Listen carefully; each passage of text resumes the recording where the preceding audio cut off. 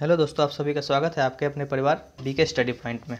आज मैं बिहार आईटीआई के लिए जीके का पार्ट 3 क्वेश्चन सीरीज लेकर आया हूं। इस सीरीज में 25 क्वेश्चन होगा। 25 क्वेश्चन तो नंबरिंग के लिए 25 क्वेश्चन होगा, लेकिन ऑप्शन के साथ में हम लोग लगभग 40 क्वेश्चन का डिस्कस करेंगे। और ये मुझे आशा है कि आप लोगों को पसंद आएगी, और पसंद आए तो लाइक, शेयर और सब्सक्राइब करना ना भूलें। कमेंट करके ज़रूर बताएं कि ये वीडियो आपको कैसा लगा। तो आइए शुरू करते हैं। सबसे पहला क्वेश्चन जो है, ओलंपिक खेल कितने वर्षों के अंतराल पर खेले जाते हैं? तो ओलंपिक खेल जो है ये 4 वर्षों के अंतराल पे खेले जाते हैं। आगे बढ़ते हैं। क्वेश्चन नंबर 2 क्वेश्चन है, विश्व मजदूर दिवस किस माह में मनाया जाता है? यहाँ पे प्रश्न में थोड़ा सा मिस्टेक है। 11 मई ऑप्शन है, लेकिन हम आपको बता दें कि 1 मई को विश्व मजदूर दिवस यानी कि लेबर डे मनाया जाता है। ठीक है, आगे चलते हैं। किस महापुरुष की जयंती पर राष्ट्रीय युवा दिवस मनाया जाता है? ये इम्पोर्टेंट है कि राष्ट्रीय युवा दिवस कब मनाया जाता है? तो 12 जनवरी के दिन मनाया जाता है। ठीक है, और ये 12 जनवरी के दिन हमारे भारत के आध्यात्मिक पिता के रूप में जाने जाते हैं, जिनको आध्यात्मिक पिता की उपाधि या आध्यात्मिक पिता से विभूषित हमारे सुभाष चंद्र बोस जी के द्वारा दिया गया था। आध्यात्मिक पिता का जो है क्या बोलते हैं, उपाधि समझिए। तो ये स्वामी विवेकानंद का जन्म दिवस 12 जनवरी राष्ट्रीय युवा दिवस के रूप में मनाते हैं। हितोपदेश पुस्तक है, ये पुस्तक जो है नारायण पंडित के द्वारा लिखा गया है। यहाँ पे 4 ऑप्शन है। बड़ा अच्छे राइटर का नाम है विष्णु शर्मा। पंचतंत्र के लेखक हैं विष्णु शर्मा। पंचतंत्र, ये सब क्वेश्चन आप सबों के लिए बहुत इंपॉर्टेंट होगा। पंचतंत्र। आगे देखते हैं, एक और प्रश्न है इसमें, नागार्जुन।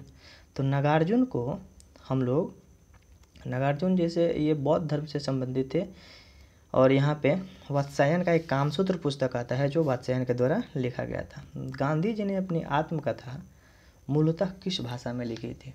गांधी जी ने अपनी आत्मकथा मूलतः जो है अंग्रेजी भाषा में लिखी थी। ठीक है, आइए आगे बढ़ते हैं।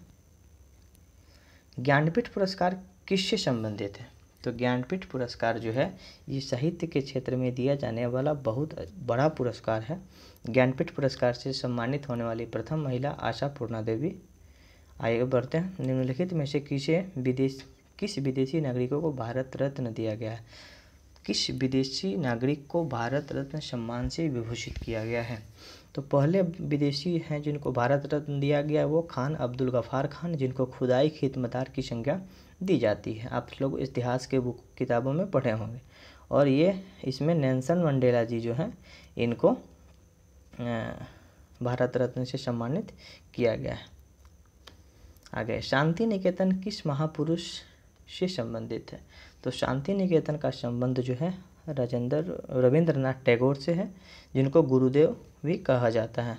रविंद्रनाथ टैगोर क्या? तो रविंद्रनाथ टैगोर ही जन गण मन जो राष्ट्रगान है हम लोगों का, वो उन्हीं के द्वारा लिखा गया है। अमेरिका में दास प्रथा का उन्मूलन। दास प्रथा क्या होता है कि दासों को अपने घर में या कहीं के रखना, अलग अलग लोग उनसे काम लेना, यह दास प्रथा जो था ये अमेरिका में बहुत प्रचलित था। और दास प्रथा का जो अंत है अमेरिका में अब्राहम लिंकन के द्वारा दास प्रथा का अंत पूर्ण रूप से कर दिया गया। किस महिला को नाइटिंगेल ऑफ इंडिया यानी नाइटिंगेल ऑफ इंडिया जो है यानी कि भारत का बुलबुल, नाइटिंगेल ऑफ इंडिया भारत का बुलबुल सरोजिनी नायडू को कहा जाता है। ठीक है, मदर टेरेसा के बारे में थोड़ा सा सुन लीजिए। मदर टेरेसा का जन्म 26 अगस्त 1910 ईस्वी को यूगोस्लाविया अभी वर्तमान अल्बानिया में हुआ था। यह भारत की नागरिकता प्राप्त कर चुकी थी। एनी बेसेंट आयरलैंड की महिला थी जो भारत के आज़ादी में बहुत बड़ा योगदान दी। विजयालक्ष्मी पंडित जवाहरलाल नेहरू की बहन थी, जो संयुक्त राष्ट्र संघ में चुनी जाने वाली प्रथम महिला थी। आगे बढ़ते हैं।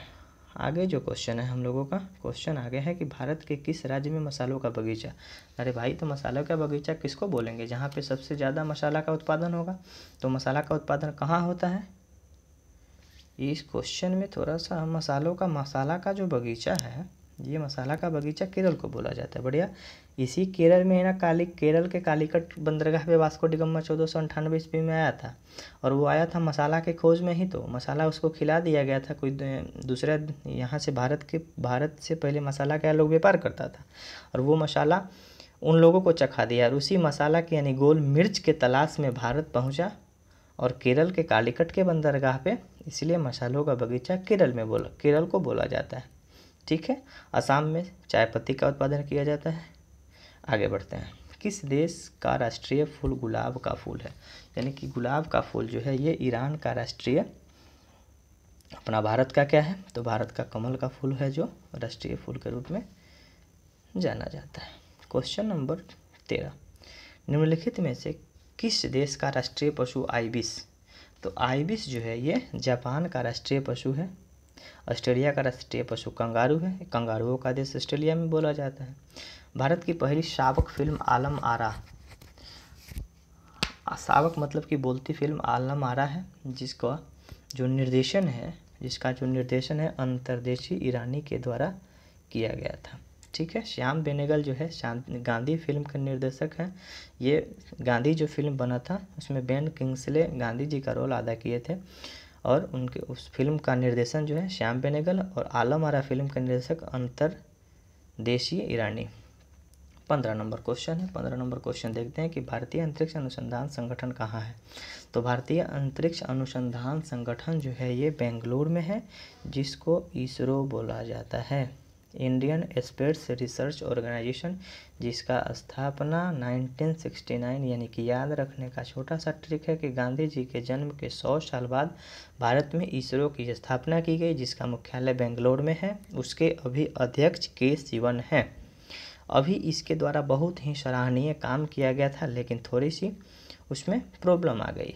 ये चंद्रयान 2 भेजा गया था 22 जुलाई 2019 ईस्वी को चंद्रयान 2 भेजा गया था। आगे बढ़ते हैं।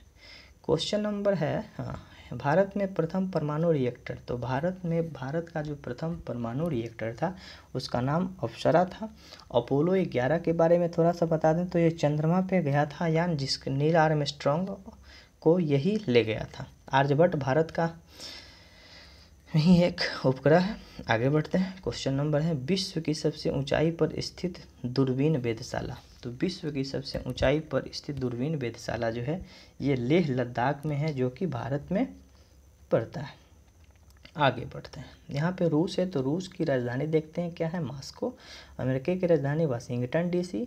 तो डीसी बहुत सारे बच्चों को डीसी का बारे में नहीं समझ में आता। डीसी मतलब होता है डिस्ट्रिक्ट ऑफ कोलंबिया। जापान की राजधानी टोक्यो।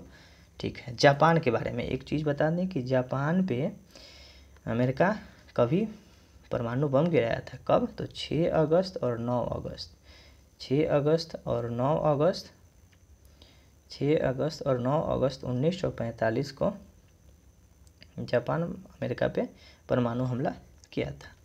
भारत में सबसे लंबा प्लेटफॉर्म, भारत का जो सबसे लंबा प्लेटफॉर्म है ये गोरखपुर है। पहले खड़गपुर हुआ करता था, 833 मीटर था। अब गोरखपुर है 1.3 किलोमीटर, यानी कि 1300 मीटर का जो है ये उसका प्लेटफॉर्म है। आगे बढ़ते हैं। हाजीपुर पूर्व मध्य रेलवे का मुख्यालय है। खड़गपुर पश्चिम बंगाल में पड़ता है। मुगल सराय, तो मुगल सराय का नाम बदल के पंडित दीनदयाल उपाध्याय कर दिया गया, जो कि उत्तर प्रदेश में पड़ता है।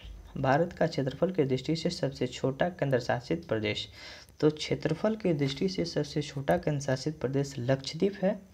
और हम जानते हैं कि दिल्ली भारत की राजधानी है। अंडमान निकोबार बंगाल की खाड़ी में पड़ता है। अंडमान निकोबार द्वीप समूह की राजधानी पोर्ट ब्लेयर है। आगे आइए। स्वतंत्र भारत के प्रथम राष्ट्रपति। तो ये तो सब लोग जानता होगा कि स्वतंत्र भारत के प्रथम राष्ट्रपति बिहार से ही गए थे, राजेंद्र बाबू और राजेंद्र प्रसाद जो बिहार से ही थे। अब यहाँ पे एक क्वेश्चन है, एस राधाकृष्णन यानी सर्वपल्ली राधाकृष्णन भारत के प्रथम उपराष्ट्रपति और सेकंड राष्ट्रपति के रूप पद पे कार्य किए। इनके ही जन्म दिवस पे 5 सितंबर को शिक्षक दिवस के रूप में मनाते हैं। हाँ, राजेंद्र बाबू के बारे में भी देख लेते हैं। राजेंद्र बाबू का जो जन्म है 3 जनवरी 3 दिसंबर राजेंद्र बाबू का जन्म है जो 3 दिसंबर 1884 यानी कि 1884 को हुआ था। आइए समझते हैं इसरो के बारे में। तो प्रश्न मिल गया इसरो के बारे में। देखें कि इसरो का मुख्यालय बेंगलोर में है। इसरो का जो अभी अध्यक्ष हैं के सिवान है। इसरो हम लोगों के भारत का अंतरिक्ष अनुसंधान संस्थान है। इसका अभी हम बताए इसरो का इंडियन स्पेस रिसर्च ऑर्गेनाइजेशन। तो इसका आंसर जो हो जाएगा इंडियन स्पेस रिसर्च ऑर्गेनाइजेशन, यानी कि ऑप्शन नंबर डी। आगे बढ़ते हैं। आनंद मठ के लेखक निम्नलिखित में से कौन है? तो आनंद मठ एक कविता, एक पुस्तक है जो सन्यासी विद्रोह का कहानी जो है इस पुस्तक में लिखा गया है। और इस पुस्तक को लिखने का काम बंकिम चंद्र चटर्जी के द्वारा किया गया था। बंकिम चंद्र चटर्जी कौन थे? तो जिन्होंने वंदे मातरम गीत को लिखा, जो भारत का राष्ट्रीय गीत के रूप में है, जिसको गाने के लिए 65 सेकंड का टाइम लगता है। इनकलाब जिंदाबाद के नारे को किसने लोकप्रिय बनाया? तो इनकलाब जिंदाबाद का जो नारा है हमारे भारत के वीर सरदार भगत सिंह के द्वारा दिया गया था। इनकलाब जिंदाबाद। भगत सिंह बड़े ही दृढ़ संकल्प के व्यक्ति थे। आगे बढ़ते हैं। दक्षेस। तो दक्षेस का मतलब होता है सार्क, SAARC। यह दक्षिण एशिया का जो देश है उसका समूह है। इसके देशों की संख्या 8 है। इसके बारे में एक अच्छा वीडियो, प्रॉपर वीडियो लाएंगे जो सार्क के बारे में डिटेल हम जानकारी आपको दे देंगे। फिलहाल आपको बता दूं कि सार्क का जो स्थापना है वो 1985 में किया गया था। सार्क का जो स्थापना है 1985 में किया गया था। सार्क का मुख्यालय जो है ये काठमांडू, यानी कि काठमांडू कहाँ है? तो नेपाल की राजधानी है। इसमें कोलंबो, तो कोलंबो श्रीलंका की राजधानी है। ढाका बांग्लादेश की राजधानी है। दिल्ली भारत की राजधानी है। आगे क्वेश्चन देखते हैं। 25 नंबर क्वेश्चन है कि निम्नलिखित में से विरोध का प्रतीक। तो विरोध का प्रतीक क्या है? तो समझते हैं कि विरोध का प्रतीक यानी कि कहीं पे हमको विरोध करना होता है, किसी का विरोध करना होता है। तो इस क्वेश्चन का जो ऑप्शन है थोड़ा सा ढक जा रहा है, लेकिन इस क्वेश्चन का आंसर है डी, यानी कि 25 क्वेश्चन का आंसर डी है। काला पट्टी हाथ पे बांध लिए और विरोध करने निकल पड़े।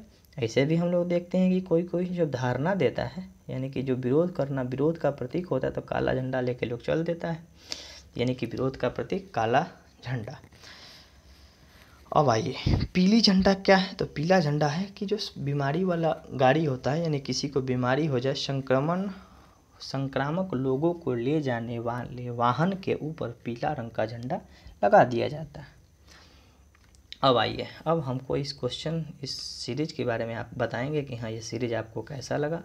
अच्छा लगा तो लाइक करें, शेयर करें और चैनल को सब्सक्राइब करें। इस तरह का वीडियो आप लोगों के लिए मिलता रहेगा। आपको बता दूं कि 9th 10th और बिहार ITI पॉलिटेक्निक एवं अन्य परीक्षाओं की तैयारी इस चैनल पे कराई जाती है।